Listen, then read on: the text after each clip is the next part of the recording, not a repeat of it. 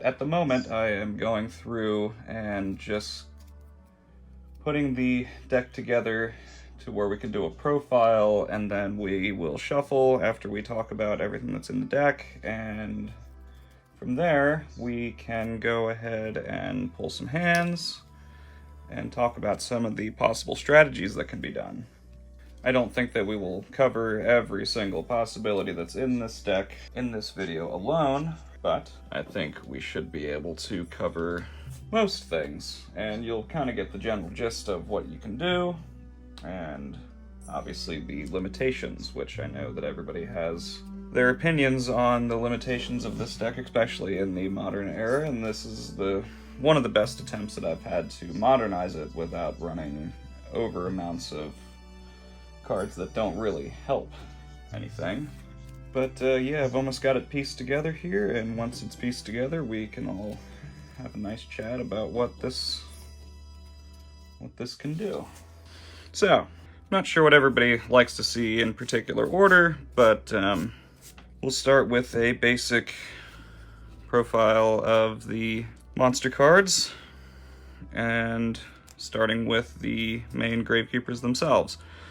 So we are doing a 47 card deck. I know that I posted it in the page here a few times, the 45 version, but I actually forgot some of the cards I have here in real life that I'd like to have in here and incorporate, well, one in particular, and I forgot that I'm only running 2 Commandants in Master Duel, but that's okay. So, we have the 3 Commandants. I don't have any, super fancy rares or shiny, this, that, or the others for the Commandants. I've piecemealed this together between card shops, Amazon, you name it, whatever needed to be done to get this deck off the ground. So, we have the 3 Commandants. Of course, searching your Necro Valleys.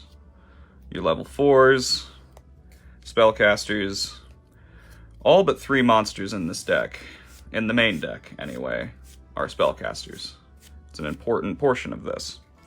The 3 spiritualists. Again, nothing pretty, just our typical spiritualists.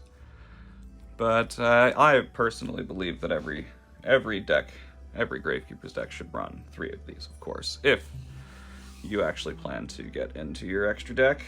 Of course, level 4s, spellcasters, that's important to this deck as well. For me, 2 spies. Nice shiny letters on the spies.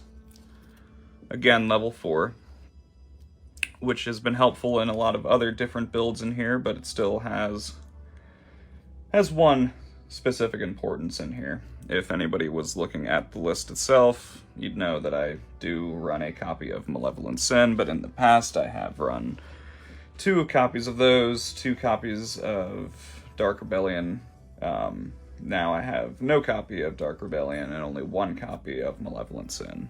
But that's the only XCs, and that's the only reason that the level 4s, of course, in this case, are important.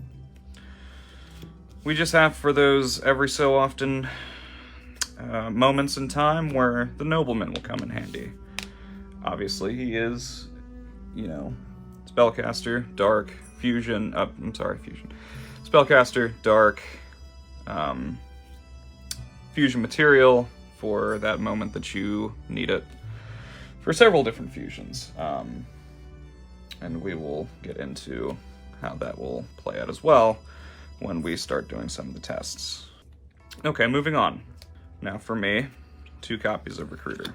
Recruiters, of course, being, the dark spellcasters, sometimes fusion material, sometimes link material. I don't see a whole lot of that going on besides what I've done with it, but obviously I could be wrong. I haven't seen a whole lot of content as another reason for me trying to create this content for everybody, of anybody actually using a whole lot of the extra deck in general. It just seems to be more of the side tech option. Well, this build has a lot of the extra deck in mind. I wanted to go with something that's a little bit more monster heavy.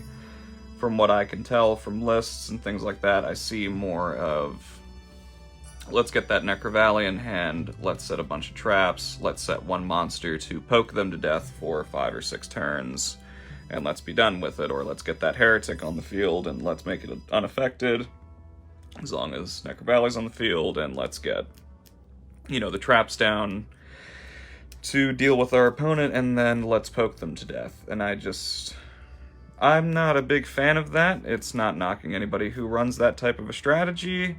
If that's the way that gets you to the win, that's perfectly fine. I just like to do something different. So, again, for me, I run 2 recruiters. Obviously, the big searcher can be, if used right, and importantly, to me, not once per turn.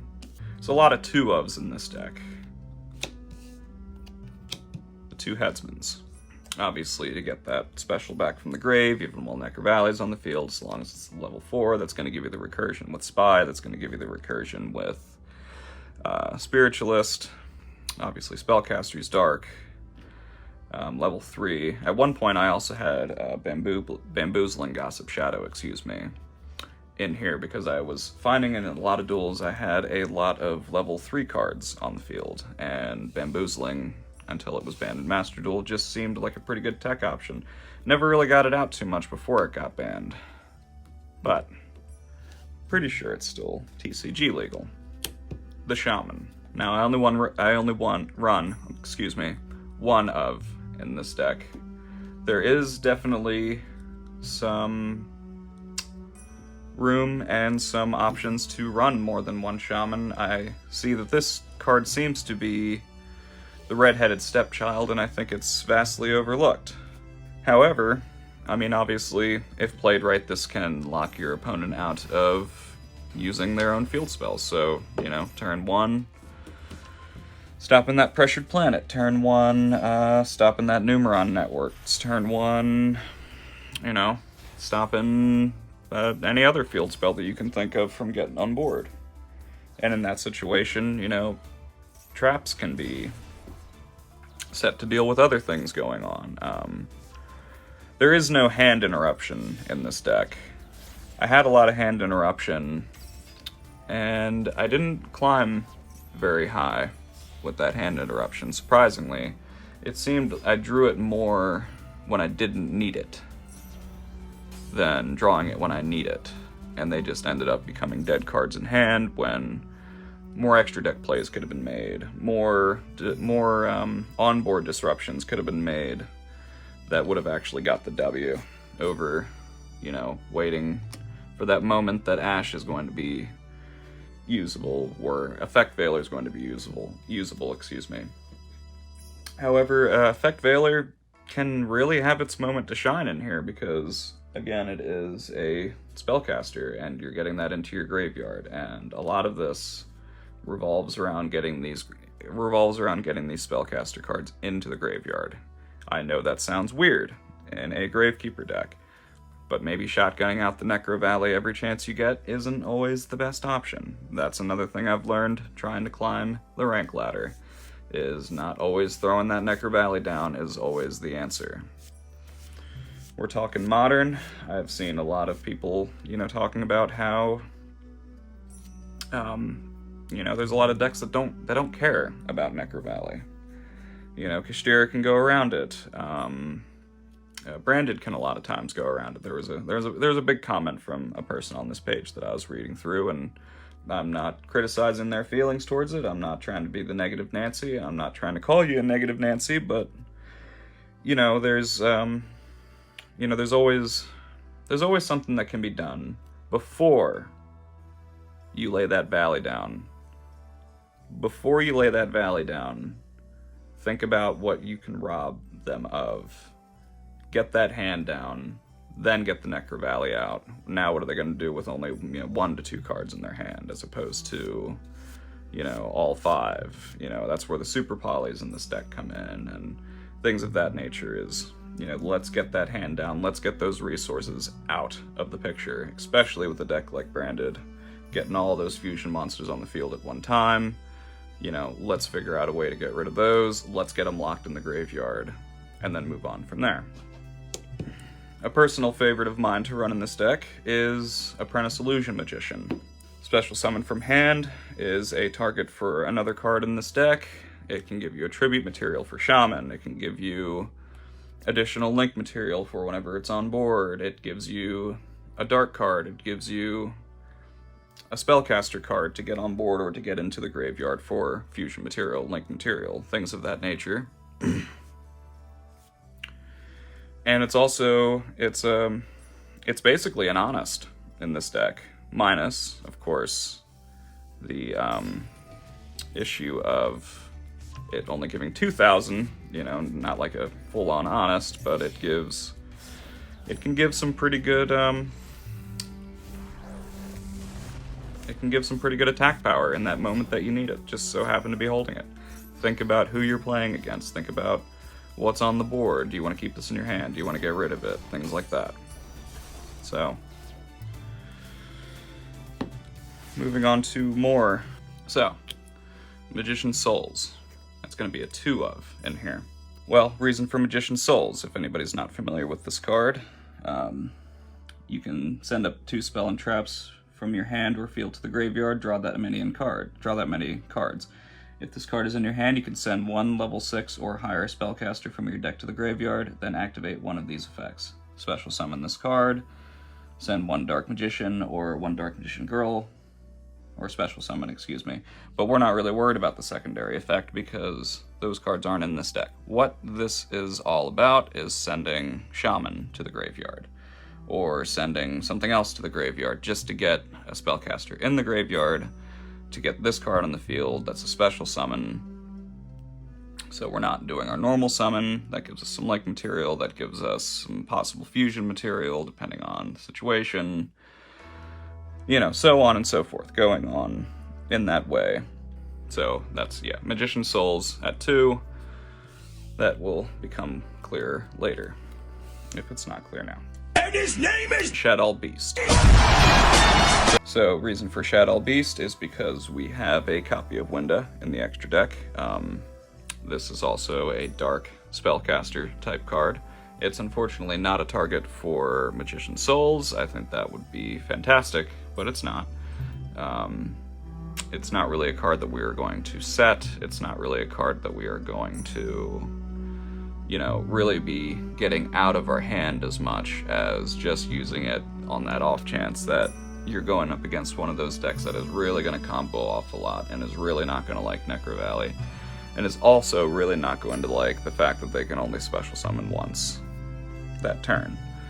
Obviously, there is always the chance that they'll draw that removal, there's always the chance that, you know, this won't be enough, but you also get the effect to draw one whenever Shadow Beast is used as fusion material. Or, you know, in Master Duel a lot at the very least, even if you don't win, you might just get that draw, that one draw that you need whenever you're going up against the tier player that's milling your deck, and they mill their Shadow Beast, and they also mill yours, and you get the draw that you needed, possibly, to get something else going. So, that's the Shadow Beast.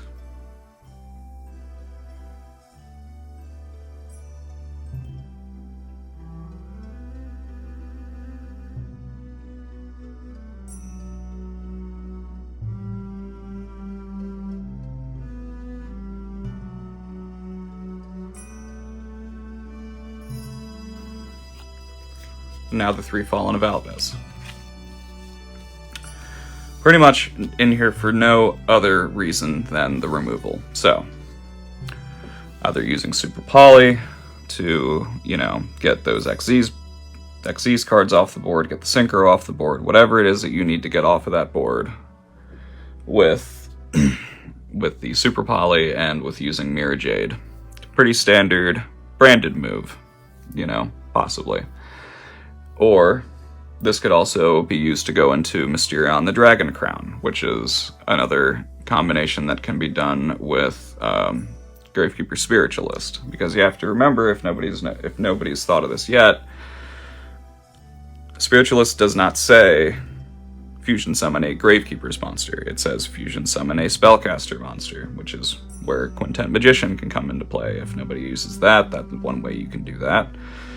you know, depending on what you're holding, what's on the board, what's, you know, whatever's going on. But Fallen of Albez, in general, can be, you know, removal of something big.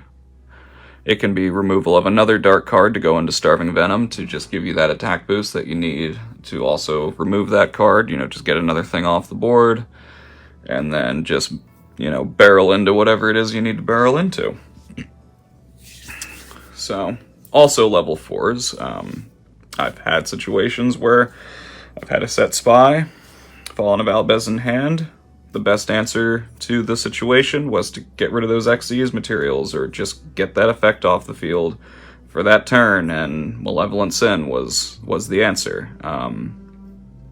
You know, using the set spy, going into Recruiter, link one off Recruiter into Artemis, get that Commandant in hand, discard the Commandant, get the Necro Valley, all granted uninterrupted, and then you go into Malevolent Sin, and then now, you know, you're removing whatever it is that you needed to remove, you're putting them under Necro Valley, so they're not going to get those Xyz materials back, or, you know, whatever the case may be, whatever resources they had put into summoning it.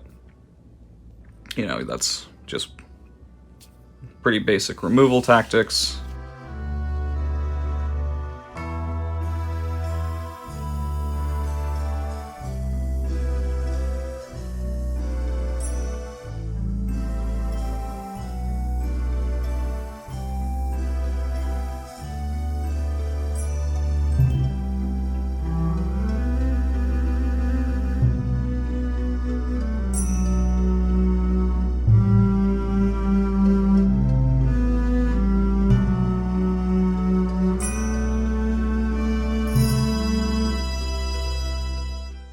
Now we have the 2 of Incredible Ecclesia the Virtuous. Reason for Incredible Ecclesia, giving you quicker access to Fallen of Albez. So you have a set Super Poly, or, you know, you're holding a Super Poly in hand, but now you have Incredible Ecclesia.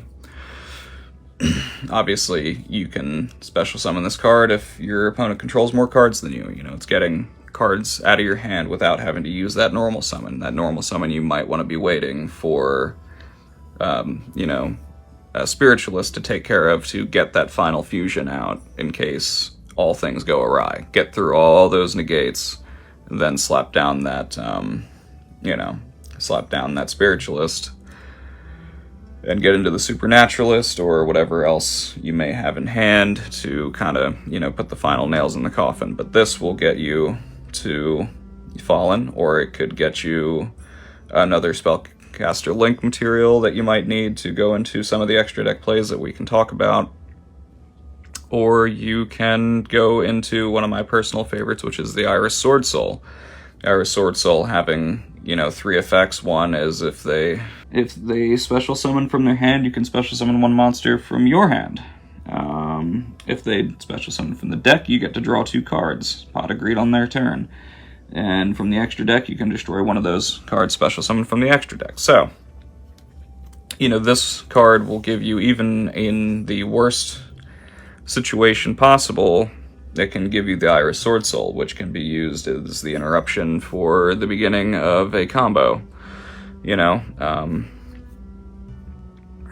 or it can give you 2 cards. Maybe it's just 2 cards that you need. Maybe it's just those 2 cards that are going to put you over the top. Or maybe you have something in your hand, like Fallen of Albez, that in that situation could just save your whole bacon against, you know, could be anything. Could be Kashtira Unicorn or Kashtira Fenrir, you know, under a pressured planet, which is already increasing its attack, so that brings you automatically to removing that card Titaniclad. Now they're not going into that XZ summon, you know, right off of 1 card. It could give you, you know, removal on a great number of things. It really all depends. You go up against that, is that Naturia Beast? Well, I mean, if they control more monsters than you special summon this card, you go right into Fallen, you take Fallen, discard 1 card, and now you have Mirror Jade. Now you're back into your spell cards.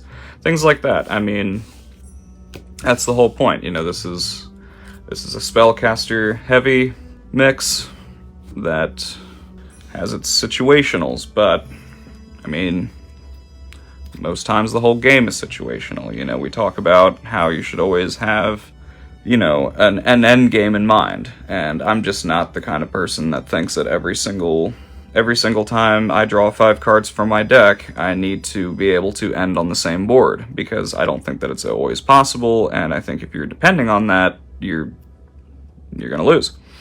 So, especially if that board isn't strong enough to actually stop the opponent that you're going up against.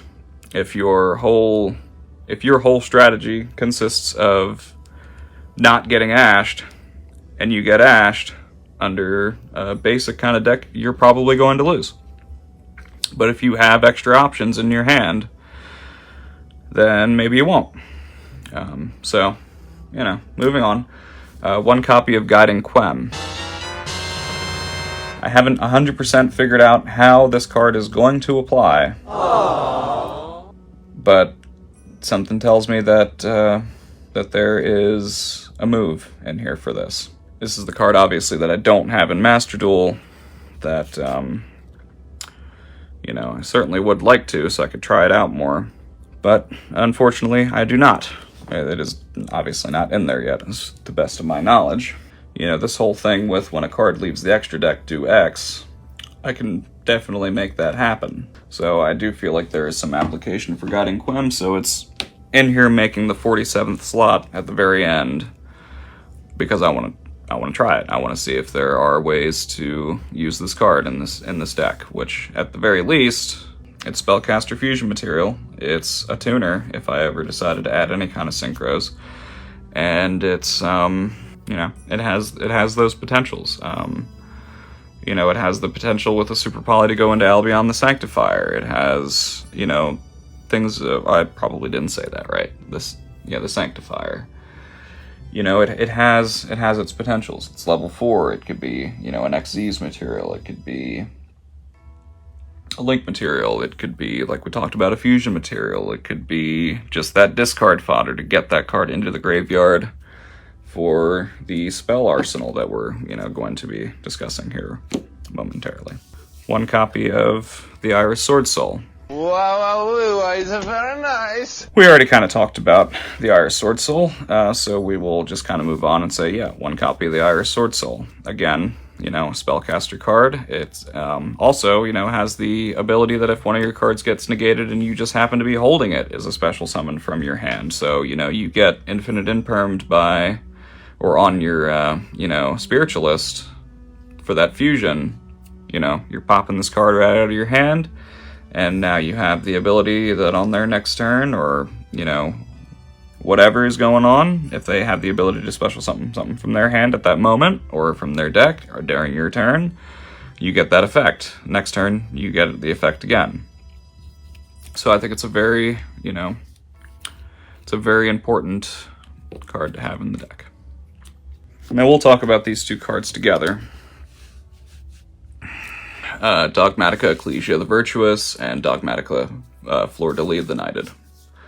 I call this my little, you know, half a Psy-Frame Gamut package. So, as I've stated before, this deck goes into the extra deck a lot. So, if you go into the extra deck, or if your opponent's already gone into his extra deck, depending on the situation, at the very end of turn, at the very beginning of turn, whatever the case may be, you can special summon this card from your hand, because there is a card from the extra deck present on the field. You can add Fleur-de-Lis the Knighted to your hand by that effect. Obviously, after that, you cannot go into the extra deck because you added Dogmatica Fleur-de-Lis the Knighted, but Fleur-de-Lis the Knighted can also special summon itself from the hand if there is an extra deck card on the field. I realize the lighting in this room is terrible, and I think I'm going to move this table at some point for the next time I do a video. But, you know, so you have that going on. You know, again, fusion material, link material, special summons, all on spellcaster monsters, all, you know, level 4 cards that can be important. Spellcaster link material in general that can be important. The negating of 1 monster on the field if you get Fleur-de-Lis on the field while Dogmatic Ecclesia the Virtuous is on the field. and say you're already holding Fleur-de-Lis the Knighted and Dogmatic Ecclesia the Virtuous. It's happened. It can definitely happen. That can be, on your turn, say you have nothing else, you drew, kind of poopy, and you have Ecclesia the Virtuous, normal summoner, and then you can get this add. Now, if it gets ashed, it gets ashed. If it gets, effect veilered, it gets effect veilered. What are you gonna do? That's the game. That's Yu-Gi-Oh! That's the game that we play. You could still lose. I'm not here saying that this deck is going to top any events. I'm not saying that this deck is going to always win. I'm not going to put a win percentage on this deck, but what I'm going to say is that it can surprise you. In certain situations, it can surprise you. What you can do when you spend enough time grinding through these combinations and thinking about what is going on. Now, obviously, when you play a game like Master Duel, you don't know what your opponent's drawing next. There is no best of 3 match, but you take something like this to your locals and, you choose a side deck that's probably way better than the one that I came up with, because I can't count on one hand how many times I've actually used the side deck. I'm depending on what I have here to get me out of these situations, to not even have to go into it, to not even have to think about, maybe I should side that out for that, or side this in for this. Now, you get those special occasions where, your opponent is now playing this huge Numeron strategy. Okay, yeah, you can think about things that you can change out for that. You can, say your opponent's playing branded or something like that. You can look at your extra, you can look at things like that. You can look at whatever's going to benefit you at the time. Of course, obviously, that is the nature of the side deck. So, you can take this and make of it what you will. What do you think would work better than this? What would you rather see? So, that's the little half a Psy-Frame Gamma package. I call it that because, if Ecclesia's on the field and you have a special summon card or a monster special summon from the extra deck, or your opponent does, and say they have to get that one on field to activate that effect, it's quick effect of Dogmatica to hit the field during either player's main phase or during the main phase and negate that face-up monster's effect. So now you're getting, 2 cards on the field, and maybe that card's effect was to get that chain going of everything else that they needed to do. Maybe that strategy that they're doing ever so well that that slapping this one down at that moment is going to stop everything that they're trying to do. So it's worth the package. Everything in this deck, besides the field spell Necro Valley, which we obviously all know the implications of that, is, I can think of 4 or 5 at least things with just about every card that it can apply to, and that's what you need to think about whenever you're going up against these modern decks. It's, to me, from my pretty basic experience of going up against, a lot of these modern decks, is that, I don't think a basic Gravekeeper's package is going to do it. I don't think a basic, Gravekeeper's trap and spell heavy is going to be the answer to everything. I can't think of everything at this moment that you could run into, but you never know. But, these cards in combination, I think, can make a huge difference. So, of course, obviously, every Gravekeeper's deck is complete with the 3 copies of Necro Valley. Now, I have very severely old copies, so I always have to pull up what the effect is for people that don't know. And eventually I would like to get these replaced with the proper copies, but for the time being, this is what I have, and this is acceptable to the people at my local card shop, so long as we can read, off of the internet what it actually does, which, we know what it does. So, 3 thrones. So, tongue twister. 3 thrones. Obviously, we all know that this is the search. You know, this is the Gravekeeper's Monster Search, but I think also it is very much forgotten, that I forget a lot of the times, that this can also be kind of the Gravekeeper's double summon. You know, say you don't need another Gravekeeper's Monster, you know, don't forget about your secondary effect, that you can use this as a double summon, in a way, to get a Gravekeeper's Monster on the field if you've already used your normal summon for another monster. So, I mean, you know, there's obviously the three thrones. Other than that, I mean, you know, we know what this card does. We're Gravekeeper's players. So, the bread and butter, the backbone, besides Super Poly, to the whole operation is these magicalized fusions. Your magicalized fusions is what the whole point of seeding your graveyard with spellcasters is all about, which includes your Gravekeeper monsters. I don't usually see this card in a lot of GK builds either. I know that everybody is usually scared to, you know, banish their own cards. I don't really play pot of this, pot of that, because I'm not risking to banish my own cards in that regard, but, you know, I will banish the ones that I choose to banish, and, you know, I think the portion that's overlooked that I've been using a lot is, you know, having a Commandant in hand, having a Necrovalley Throne in hand, and having, say you're already holding Necrovalley, and say you're holding a Spy. So, you know, you have, you know, search out another Commandant with Throne. Okay, so that gets negated. Well, you have Throne in the graveyard. Set your Spy. Magicalized Fusion. At the very least, you have your Supernaturalist effect for Supernaturalist for end phase to add. You know, yeah, you're getting these cards banned, but we're talking about a format currently that most times you are either going to make or break on your decisions. Your first moves are going to make or break that game for you. So, you know, is it worth waiting to have all these GK cards in your graveyard to possibly get that Visionary out for him to just be doused by something else? Or is it more important to, let's get these cards in the graveyard, let's get them banished, let's get that fusion on the field, let's get that card added to the hand, let's start thinning down the deck so that hopefully the next turn we'll draw a Super Poly. Let's hope the next turn we're going to draw, you know, this, we're going to draw, you know, whatever else is that is you want to see. Like, let's get the deck thinned down, let's get the Necrovalleys in our hand, let's, you know, let's go. Like, let's get this going as fast as humanly possible, because your opponents, obviously, at this point, are going to be going as fast as humanly possible. So you need to shut them down out of their graveyard at the very least as soon as possible, you know. Don't worry about banishing your cards.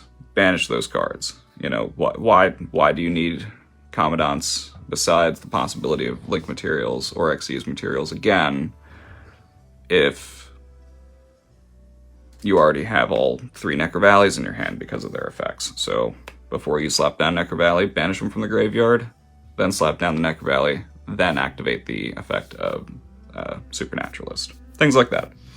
Next, of course, we have, you know, 3 Super Polys.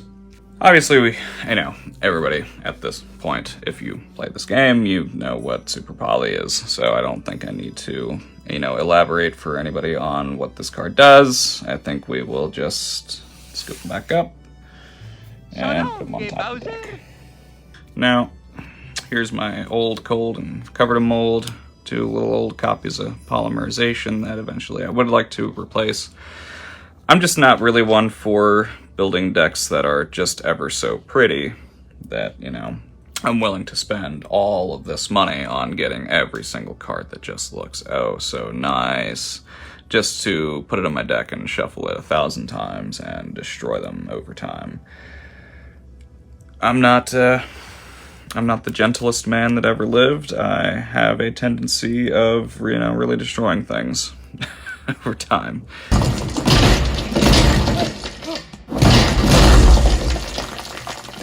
So I don't see the point in me spending huge amounts of money on very basic cards, the chase cards, your Guiding Quem and things like that. If it's the only one I can get and the rarity that I can get it, obviously with the one last set being released, whatever it was called, I don't even remember. Who cares? Nobody cares.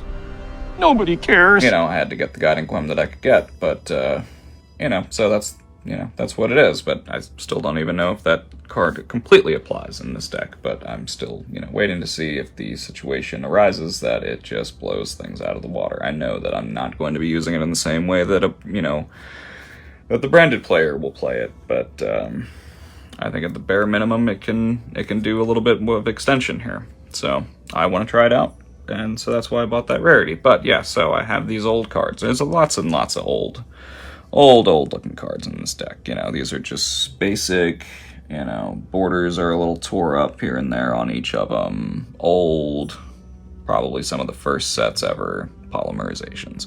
But polymerization is polymerization. So, I don't need to tell you what Monster Reborn does. I don't need to tell you what Harpy's Feather Duster does.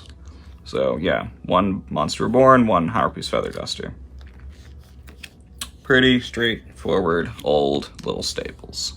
Limit ones. You just never know when you're gonna hit that player that, you just gotta get rid of that skill drainer. You just gotta get rid of that, whatever nonsense that they've put up for you that they've left also vulnerable enough for a Harpy's Feather Duster, or several of them at one time. We all know what Harpy's Feather Duster does. The Reborn probably seems strange to people that, play Gravekeepers, because why would you play Reborn if you're going to lock yourself out of the graveyard? Again, why put the Necro Valley out immediately at the very beginning of your main phase? Why do that? Now, obviously, there are, bestial cards. You have the bestial cards that, when you put one of these cards in your graveyard and, they see it. That's a big juicy opportunity, a Darker Light card, because if nobody's noticed, the only non-Darker Light attribute card in this deck is the Commandant as Earth. So, yeah, this is a huge juicy target for some bestial punishment, but that doesn't always mean that they're holding it. That doesn't always mean that you need to be that afraid of it, because there's another little remedy in this deck that you may or may not draw at the time that you need it to deal with that. And you may not get the exact extra deck play that you wanted to get that turn, but this card from their own area can really turn it over the top. But we will get to that one in a minute, because we have two, interesting little tidbits in here that I'd like to discuss. Again, the Reborn being very important for a not once per turn recruiter. And putting that in tandem with Dark Magic Veil, paying 1,000 to special summon a dark spellcaster type monster from hand or graveyard. In this type of a deck, this is invaluable. Especially when you have cards that are not once per turn, and enough spellcaster links, or even generic links. If you see links in this deck when we get into the extra that you're not that keen on, why are you doing that? Why are you playing Artemis instead of Ling Karibo or Link Karibo or whatever nonsense, well, there's another normal summoned set monster that I can use, link card that I can use with normal summoned set cards. Okay, great. Change it out in your build and use it in your build. I like Artemis because that's, it's seeding my graveyard with spellcaster cards. And again, when you're in games that are probably going to be decided within the first exchange, the first turn, the first exchange, if you don't draw the removal you need on your going second, or, if you don't draw that fusion you needed, or that, that summon you needed when going second, or the, the spell or trap outs, evenly matched, if you're playing that, I don't have that card. It's not that I don't see the value of that card, I don't know. I don't have it, so I don't play it. I don't know what to tell you. I've never really considered buying it. you know, I'm not the guy that runs out there and buys 10 boxes of every new set and has to go out and get 3 copies of every staple card in the game every single time. You know, that they go up to $50. I got to get 3 of them. I got to spend a quarter, you know, of my paycheck, which, you know, it's not a quarter of my paycheck. It's not close. But, you know, spending $150 on, you know, getting 3 copies of whatever because it's the current thing, I don't find that necessary unless it's a one chase card that I really, really, really, really want for no reason that anybody else wants it, obviously. You know, Guiding Quim being the example, which is really the only chase card that I've actually gone after in any of these new sets. I'm sorry, Albion the Sanctifier as well.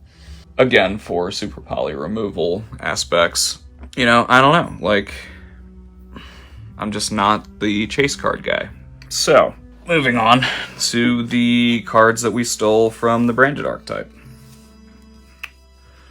Branded Lost and Branded Regained. Why? Why Branded Lost or Branded Regained? Well, say you draw... Oh, and I'm sorry, the only trap in this deck is Dark Renewal, which we can talk about that too. But that was the last card. So, let's say I mean, this isn't that unreasonable, you know. Let's say we draw... Just put that over there for a moment. Why Branded Lost? That's what we're talking about. Let's say we draw Necro Valley, Branded Lost.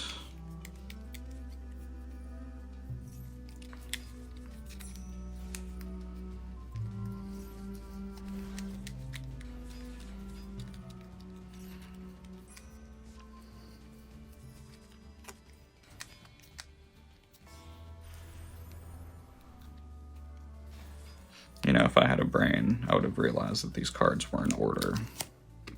And this isn't a damn game that I'm playing at the moment. Yeah, let's say you draw that, and let's just, you know, let's go with the powerhouse.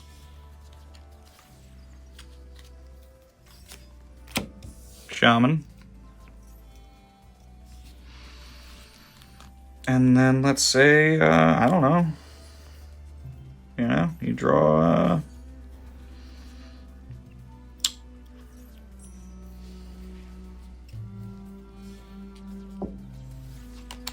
and say you draw Throne. You know, is this kind of a hand that unreasonable? Probably not. Is this the strongest hand that you're ever going to get? No. But it's good, and it's good for a few reasons. So, you know, say that this is going first. You know, we'll talk more about going first on this than anything, because, I mean, most times you're gonna want to, but, you know, you can say things like, well, you know, Gravekeepers has to go first or it's not gonna win. I mean, that's not entirely true. And, you know, the reason that's not entirely true is for, you know, the forms of removal that we've put in here and the extra little tech options that we've put in here to make sure that that isn't the case. As best as we can, but obviously, you know, yeah, you know, this is Gravekeepers. It has its limitations. You know, most times you're probably going to lose to Kashtira. With a different variant of this deck, I've nearly beaten Kashtira. Not in a match, but in a game period. By 2 different players, I've nearly beaten it twice. That's it. Out of probably, you know,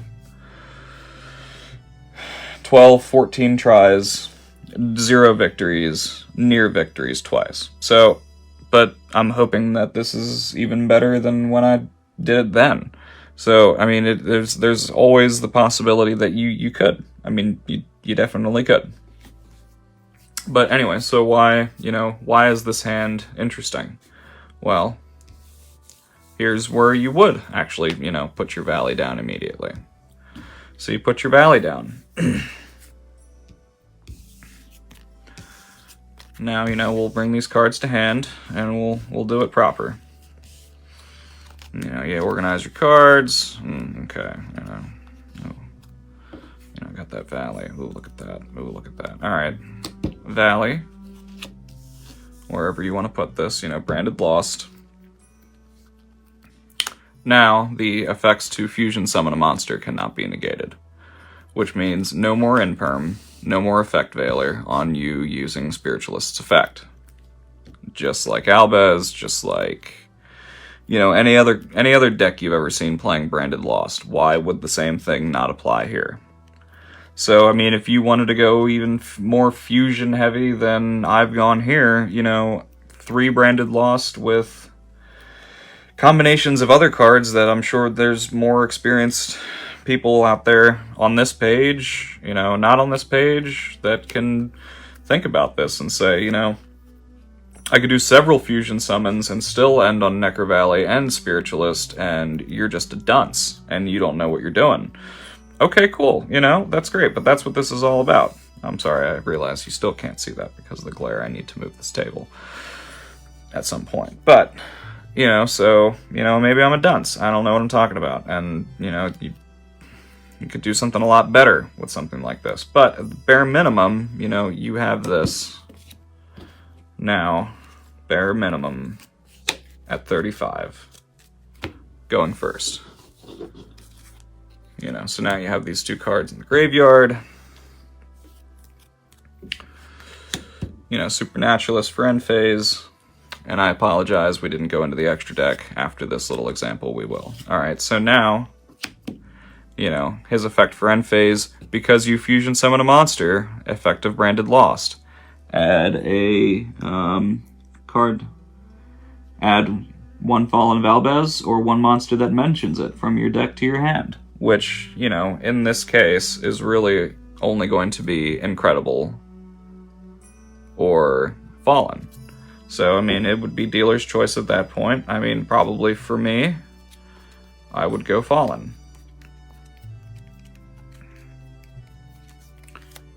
Because as long as Branded Lost remains on the field after this, hopefully, you know, you go up against somebody that thinks they're going to remove this, that, or the other thing with destruction effects, and they don't target Branded Lost, they just don't know. You know, you're playing competitive, you're not telling your opponent, hey, you know, you can't destroy this by card effect, you're going to let them go ahead and be the sucker and lay down, you know, whatever that they think is going to destroy it, and, you know, or they go all the way into, I'm probably getting the wrong one, it's not Nightmare Phoenix, I think Phoenix shuffles it back. Is it Unicorn? They could, I mean, always attempt to go Unicorn to, you know, remove Necro Valley or to remove Supernaturalist. Let's say they're just shotgunning out because the timer's running out and they don't know what to do, and they just try to shotgun that out and it doesn't work.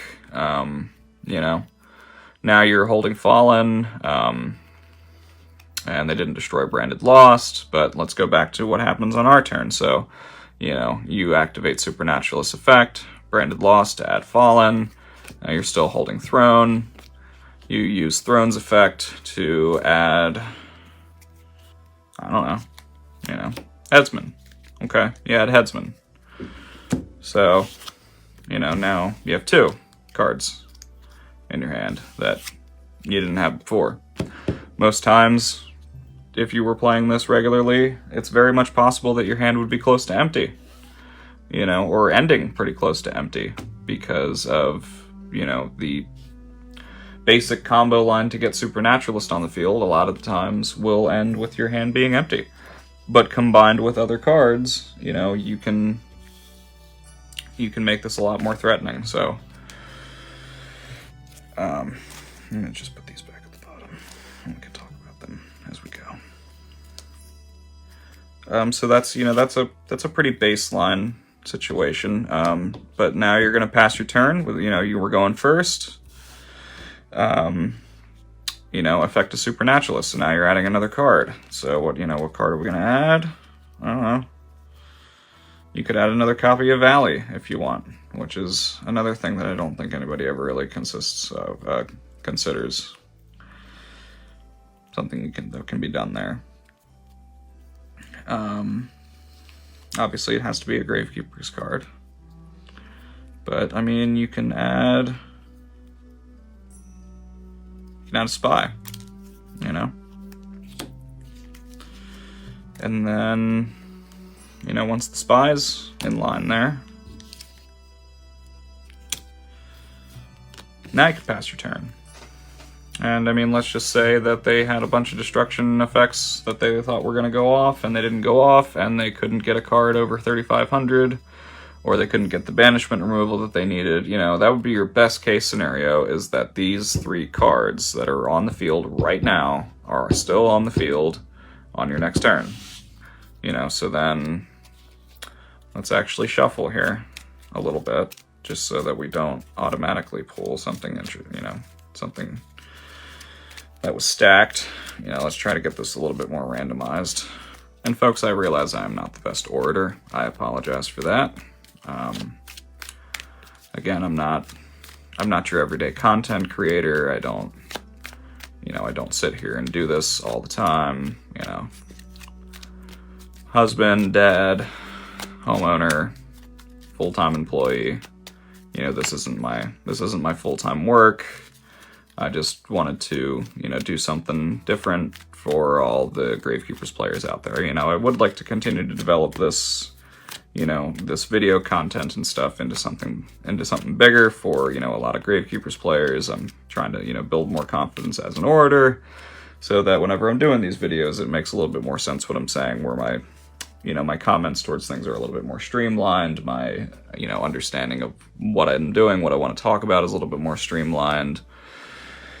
And, you know, going from there. So, you know, now we have a spy, we have headsman, we have fallen. We're hoping that the end phase of your opponent's next turn, you know, there wasn't as much they could do. Obviously, you know, in today's game, it's very much possible that you could be looking at something very, very, very difficult, or you might not be. You know, you may have just gone up against that guy that Valley was a problem for him, you know, or that girl, you know, that Valley was a problem for them, and they couldn't get through it. And, you know, so now you have this. So let's just say we have this going second, you know. Okay, so we drew another spy, but, you know, that's not the end of the world either, because, you know, how do I put this? You know, at the very least, you have the recursion of, you know, going into headsman.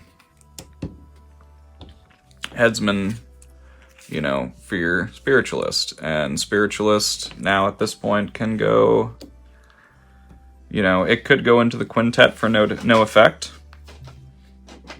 You know, to give you a huge 4,500 attack beat stick. Obviously, at that point, you're losing the protection of Supernaturalist for Necro Valley, but, you know, you have 1, 2, 3, 4, 5.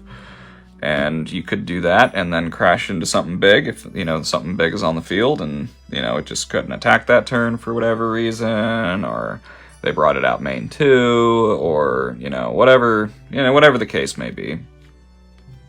You know, you could do that, or, you know, you could, you know, depending on the situation, say they're doing a lot of special summoning of specific monster types based on those monsters. I mean, Fallen does not have to be always removal.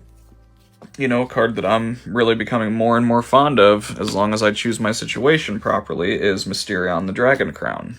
You know, the Mysterion the Dragon Crown is, you know, cannot be used as fusion material, so it's non-targeting, it's non-removal for you, so it's not going to be super polyed off by a branded player that can use a light spellcaster and Fallen of Albez with super poly, or just Fallen of Albez to, you know, take your light card, or whatever the case may be. It's non-fusion material, just like the Quintet Magician.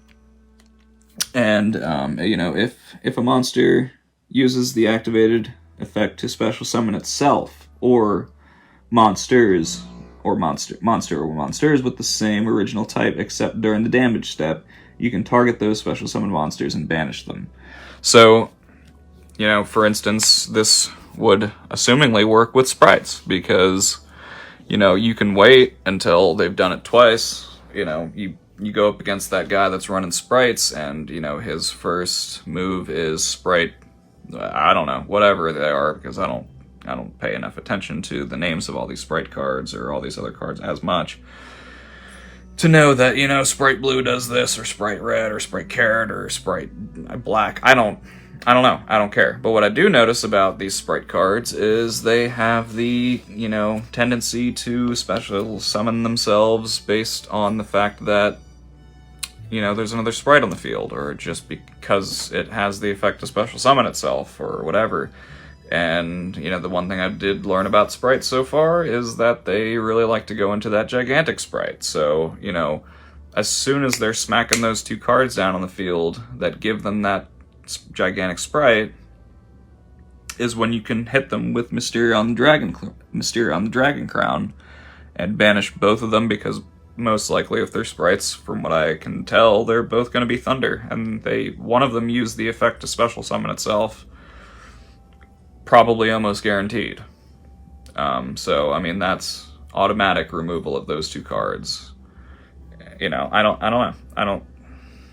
There's just a lot of different things that can be done here, but what I want to do before we keep going into all these different combo lines, like I said, I just wanted to explain the usefulness of Branded Lost, and the usefulness of Branded Regained as well, as we were talking about Magicalized Fusion earlier, is that at the very least you can get recursion off of one of those cards, so it depends on which cards you're banishing to go into that Quintet Magician, or whatever the case may be.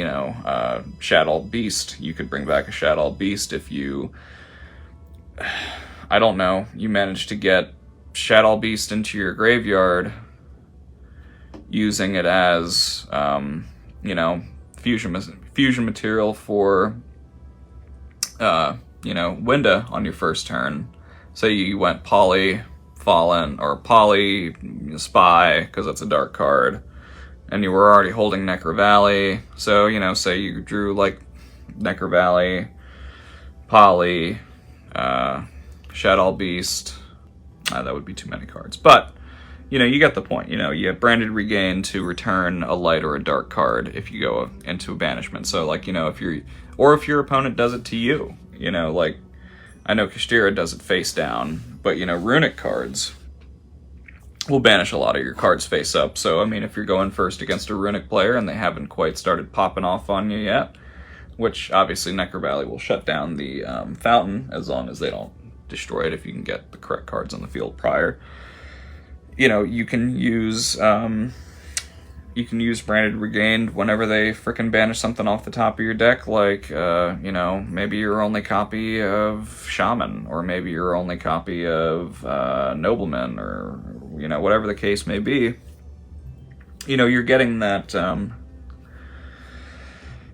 recursion, and you're also drawing one, because you're returning that card to the bottom of your deck and you're drawing a card. So, I mean, this is all ways to just hopefully speed up what is normally considered a very slow strategy. We gotta find a way to speed this along, while also putting bodies on the field that makes your opponent have a hard time, which, for a long time, Supernaturalist was probably enough for that. But, I mean, that's like the base, that's the most basic extra deck play here, is, the Supernaturalist as far as a fusion is concerned. So,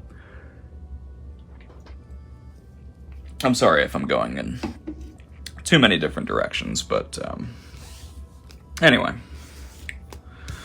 So that's what one possible thing can look like. Well, let's return these cards to the extra. And let's put these here, and then we'll do a little power shuffle, and then, we'll see what we draw, and we'll talk about what we draw. Because I'm not banishing cards from my own extra deck like a Nimrod. Oh, banish 4 or 3 random cards face down from your extra deck. No, I'm not banishing, 4 or 3 extra deck cards. Why? On the possibility that I might draw what I need and lose anyway? No, that's okay. You can keep your extravagance and prosperities. I mean, I guess extravagance, if I'm talking about the right pot card, isn't too bad. I mean, I'm sure I could think of 3 cards from my extra deck, depending on the person I'm going up against, that I may not need for them, but, most of the time I'm playing in Master Duel. I don't know what I'm going to need, and obviously that's the problem with that game. Anybody who's playing that game at any serious level knows that, most of the time you're going to see the tier cards that are still going on, even though they've kind of had some hits. You're going to see a lot of branded, and you're going to see a lot of sprites.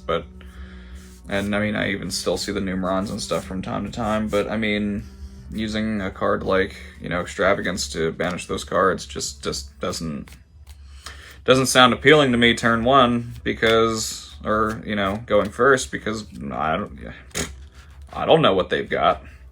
You know, say I decide to banish those 3 exact extra deck cards in that setting that are going to completely lose me because I absolutely needed them to deal with it, and, you know, now you're screwed. Why would I play those cards? So, I'm not really a big fan of the pot retrains, as useful as they can be. You know, I have seen some people have success with this deck, you know, with Gravekeepers in general, not with this, with Pot of Duality, but obviously, you know, Pot of Duality is going to lock you out of special summoning, so that's, you know, that's the Floowandereeze Wet Dream. You know, we'll say that's the Floowandereeze Wet Dream. Anyway, let's talk about the extra deck a little bit, really quick. Really quick, let's talk about the extra deck. I forgot to do that during the deck profile. We're not even going to go into what I have for a side deck. Like I said, you know, you take this, you look at it, and you determine for yourself what kind of cards you think you'd put in yours. Artemis, the Majestus Moon Maiden. There's only 1 or 2 reasons for this card to be in this deck, period. And that's to link off a Recruiter, or that's to, you know, get that 1 extra non-copy spellcaster body on the field, because Magicalized Fusion for a Quintet Magician can also be banished from cards on the field, not just the graveyard. So if you've already locked yourself out and you happen to get yourself, you know, several spellcaster cards on the field, depending on what kind of deck you're playing against, maybe they're just not summoning a whole lot, maybe they're just trying to lock you out in another way, and it doesn't really affect you all that much, and you can keep on summoning, maybe you can't attack, you know? Maybe you run into that kind of situation, but you need to get that additional copy of a level 4 or lower spellcaster off the field.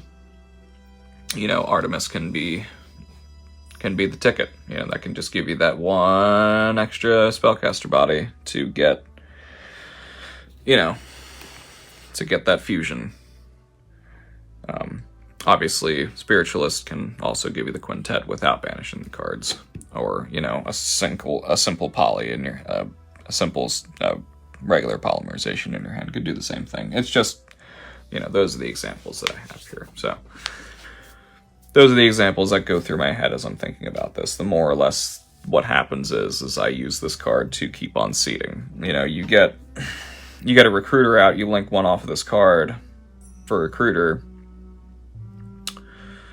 and depending on how you summoned Recruiter, you know, it could have been a normal, it could have been a special, depending on how, you know, what you were holding. Could have been holding Dark Magic Veil. You could have been holding something else that just, you know, gave you the ability to special summon that card.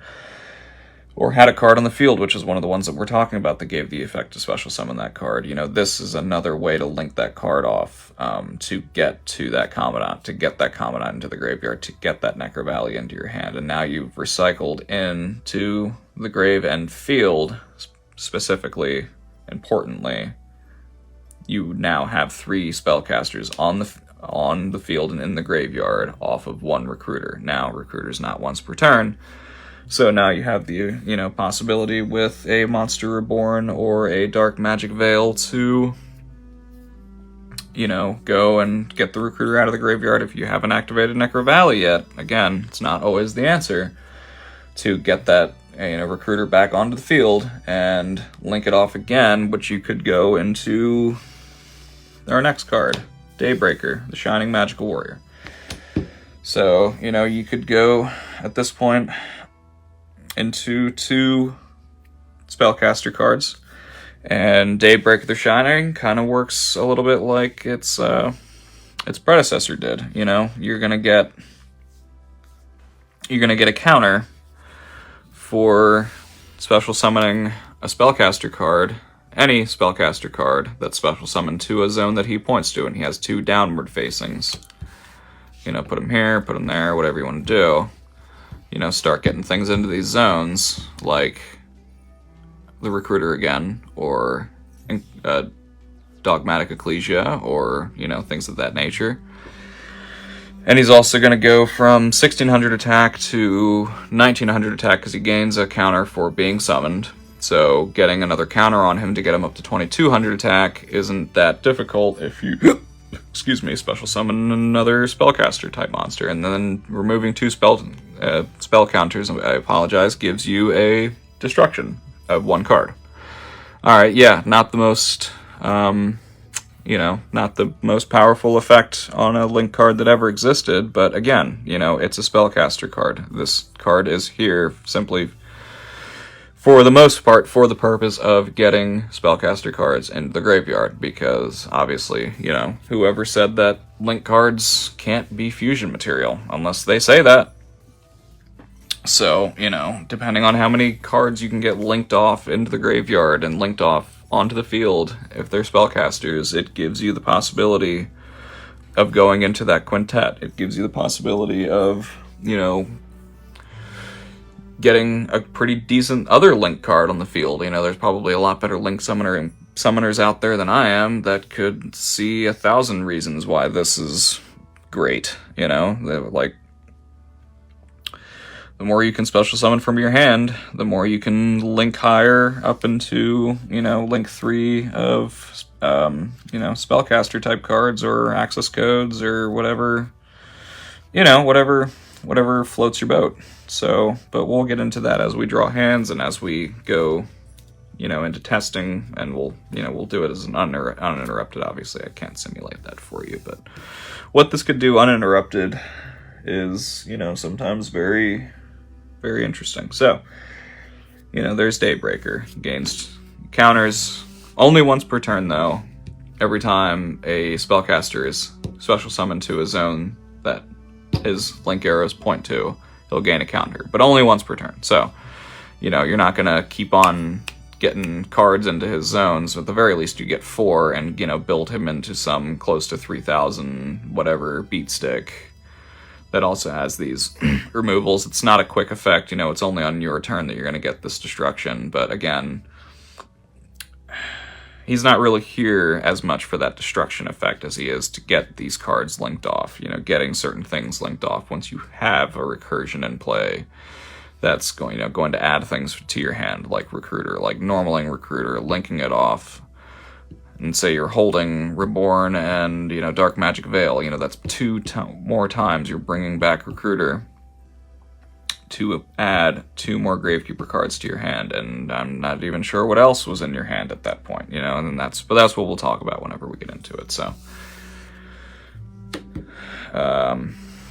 Dark the Dark Charmer.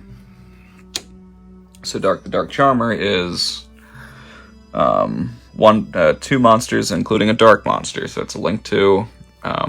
Has the ability, if Necro Valley's not on the field, obviously, to special summon a dark card from your opponent's graveyard. Which, I mean, how many decks are running dark cards? A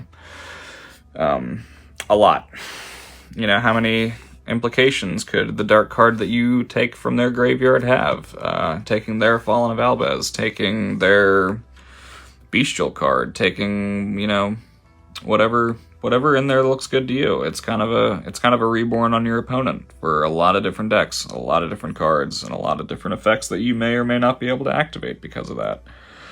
But again, this is just another link in, and getting these cards into the graveyard onto the field for that possibility of the fusion summon. Also, he has a destruction effect, which is, if this card's destroyed by battle, if you just so happen to leave it on the field and your opponent has a battle-heavy deck and you can think of a better card than I can, you can add 1 dark monster with 1,500 or less defense from your deck to your hand.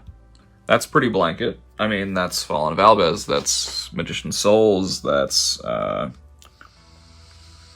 Spiritualist, that's Shaman, that's a lot of the Gravekeeper's cards in general, so it's not that unfeasible to have this card in, you could even crash it yourself to add a copy of Souls, or crash it yourself if you have it normal summon to add a copy of Albez if you go main 2, normal summon Albez, removal, main 2, set Albez if you haven't normal summoned to hit him with a super poly for that super irritating card that you just can't get rid of. You know, there's tons and tons and tons of different applications for this card in this build. So probably the most underwhelming of the Link cards in here, surprisingly, as opposed to the Artemis, simply because she's Link 2, is the Wee Witch's Apprentice. So the Wee Witch's Apprentice is also 2 Dark Monsters. Again, pretty blanket for this deck, pretty blanket for this build, but you know, that's just another way of getting an additional spellcaster on the field, depending on, you know, the cards that you have. You know, it's all that possibility for that target of Magical Eyes to just nuke the hell out of your opponent and give them something that's very difficult to deal with, the Quintet Magician.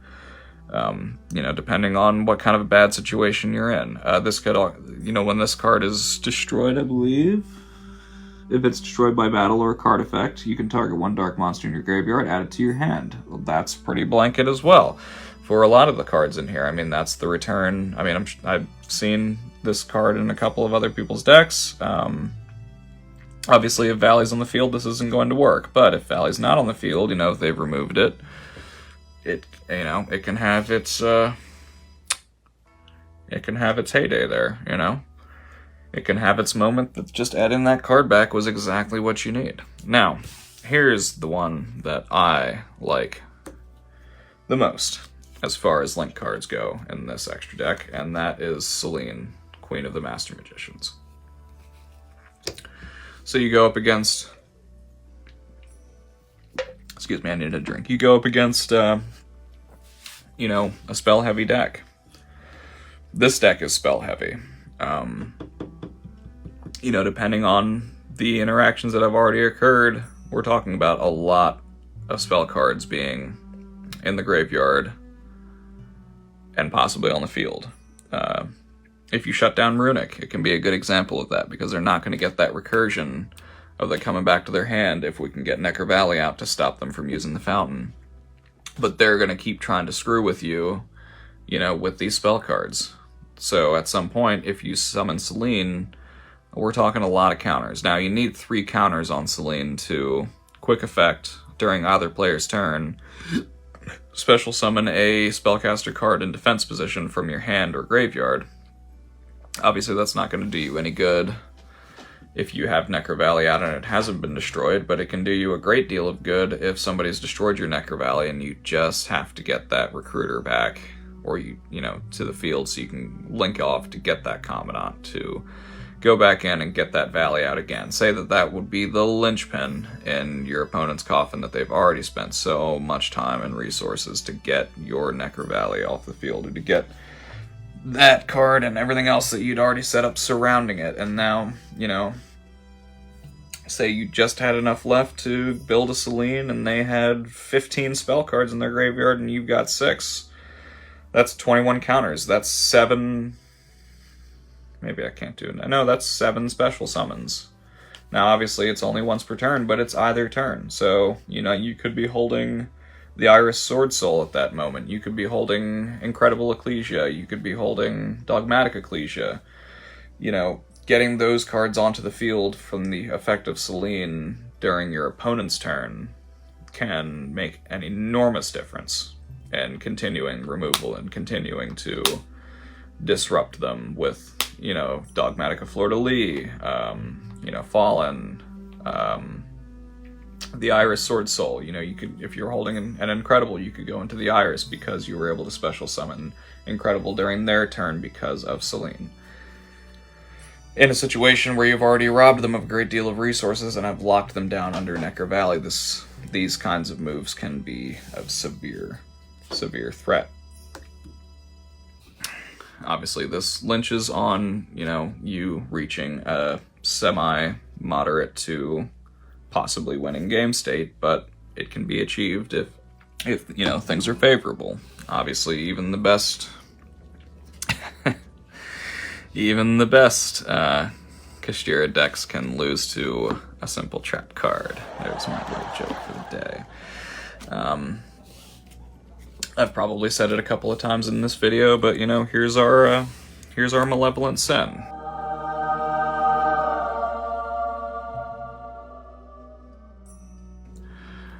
GKs have a great pool of cards. I've seen people pull, Abyss Dwellers, your level 4 pull, just in general is great. There's a great level 4 pull that you can go into with enough, of these level 4 monsters that people haven't seen in a while. They're not prepared for them anymore. Like this, okay, yeah, it's a banish 1. Okay, so it comes back during the next phase. But this summon with already other existing summons on the field could be the nail in the coffin for that 2400 extra, attack power that you needed to deplete the life points. So, it's not the end of the world to have, one XZ's card in your extra deck like that, or a Dark Rebellion whenever you're going up against some enormous body that you are able to steal the attack power from. It could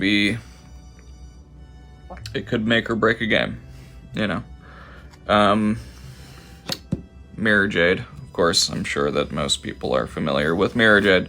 So, it's Fallen of Albez +1 Fusion, Synchro, XZs, or Link monster. So, that pretty much covers it. So, a Super Poly with a set Fallen will give you a Mirror Jade. That could be the Naturia Beast. That could be the, if you have enough zones left, it could be one of the Kashtira cards, but it could be the one that removes the zone lock, and it could be the one that, that could just be the chain reaction that you need, depending on what else you have in your hand to, start gaining some ground back on them.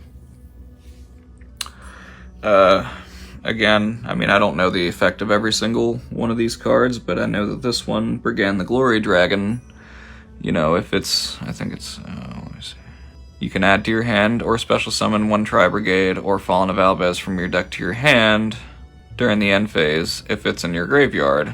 But, the main, that's great too, but the main thing here being a Fallen of Albez +1 level 8 or higher monster.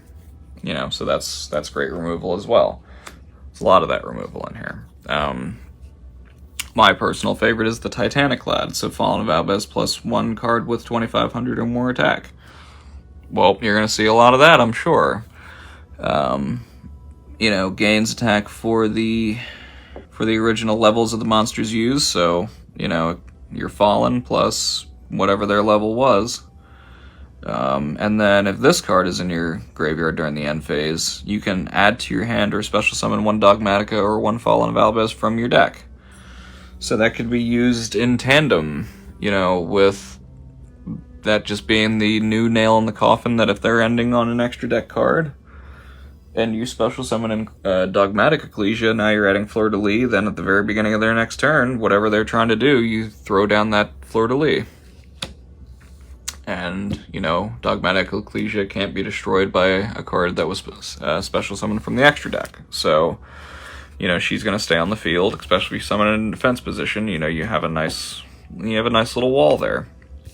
Starving Venom, 2 dark monsters. That's basically Super Poly on any GK card except Commandant. So even if you're not holding Fallen and they just happen to have an Arise Heart. Yes, Arise Heart. That can be the removal. Or I've saw a guy summon 2 Arise Hearts. And, if you can get, I'm pretty sure that probably puts the nail in the coffin. I'm not really as familiar with that strategy. I don't like it. I know that. It's difficult to deal with, but, depending on your setup, you might be able to deal with it. Who knows? Maybe that strategy up, downs, backwards, and forth because you've been trying to figure out a way to beat it. Well, maybe that's one possibility. Mysteria on the Dragon Crown, we talked about that. Shadow Winda. If nobody knows what Winda does, it's 1 Shadow monster plus 1 dark monster. Again, I know that there is you know, GK Shadow builds out there. I don't know how well those run. I've never really tried them I've never really tried them myself. So, I mean, maybe it's better than this. It could be. I don't know. But like I said, I like what I've done here. I like what I have here. So, you know, I may look at that that GK Shadow at some point to see what that looks like, and maybe I can learn something from there as well. That would work pretty well in here. But that one window, depending on, you know, who you're going up against, whether you or not you draw the Shadow Beast or the additional abilities to possibly get Beast summoned, you know, that could put the nail in the coffin for them at the very beginning. You know, if you get Valley and Winda on the field, and they have no way to deal with it at the moment, and the next turn you go and, you know, link it off with something else, and then you start going into your own combo, you know, it could be the end of the line for them. The beauty, the favorite, the quintet. You know, I hear a lot of people say that this card is so hard to summon. I don't have that much trouble summoning it. It's not that hard to summon, but also it may not always be the answer. And of course, only in this deck running 2 Supernaturalists. Why? Well, how long is this game really going to go on? You know, how many turns are you actually going to have? That's the question you have to ask yourself, in my opinion, whenever it comes to how many of these cards should you have. Should you have 3? Yeah, maybe, you know, if you really like this card that much.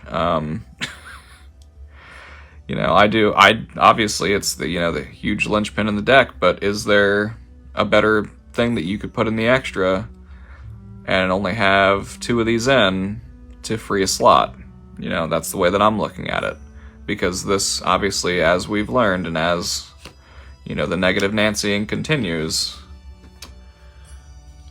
you know, there are a lot of challenges. You know, there are a lot of challenges right now that the basic GK plan isn't going to work. You know, it's not always going to work. I mean, it might, you know, maybe if you, I don't know, you figure out a way to get this card out on the field. You know, you draw Valley, you draw Spiritualist, you draw another GK to fusion summon with, and then you have Imperial Tombs, and then you have a Solemn Judgment, and then that just, you know, those 2 trap cards, you went first, those 2 trap cards just negated 2 things that they absolutely needed to get their deck off the ground, and next turn, you know, you pop off with something else. Great, but are they going to draw something after that? Can you get enough damage dealt on that next turn with just these cards to defeat them in the next turn? Because, like I said, I mean, most of these modern day games more than likely are going to be decided in the first 3 or 4 turns. You know, are you even going to make it to the 3rd turn? Probably not. It obviously depends, but as far as a basic GK package, I don't think it's going to happen, unfortunately. And I'm not dogging anybody that wants to keep on trying that. This has been my hobby horse for, you know, the past 2 years. I've been trying every little thing that I could possibly think of to just keep it basic.